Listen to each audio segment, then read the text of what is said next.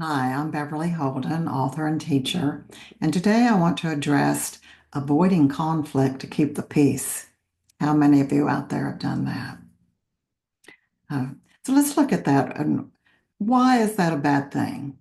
Why is avoiding conflict a bad thing? Isn't that being a peacemaker? Isn't that being a good wife, good husband, a good employee, or a good person? Well, when we look at that or think about that, uh, what we're doing is that we're not addressing the issues. Nothing gets resolved, right? There's no communication. We shut down and we just say, whatever you want, I'll just go along with it, put a happy face on, pretend like everything's okay. So nothing ever gets resolved. But also, I'm not being honest with myself. I'm not being authentic or congruent. I'm pretending. I'm hiding. And that's not a good thing. Another thing that happens is, well,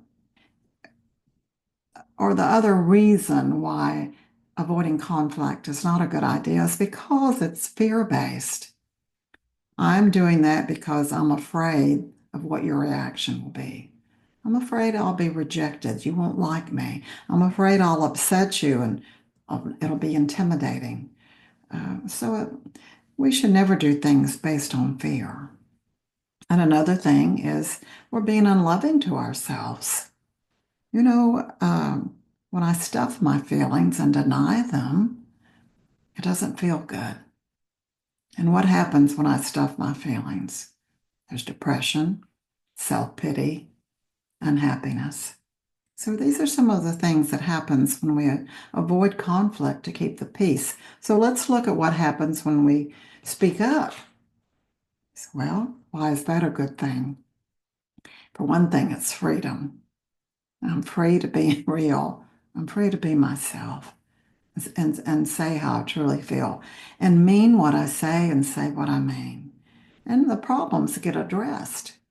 We communicate and we say, well, I don't feel the same way as you do about that, and this is why.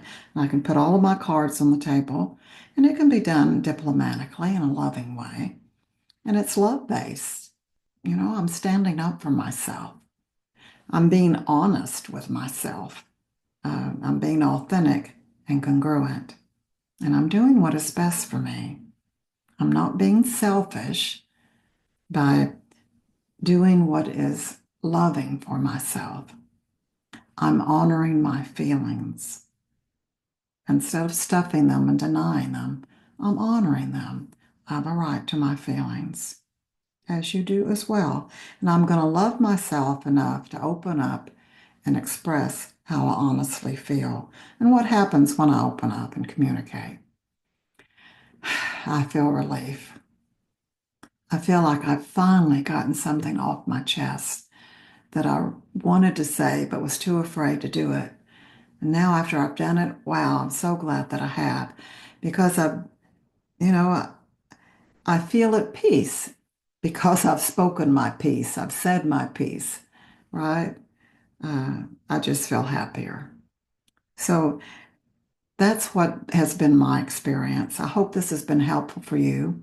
I have been sharing my book, Spirituality for Beginners, and I've completed that. But going forward, I'm going to bring up topics that I hope are helpful to both of us. I hope you'll join me. Thank you.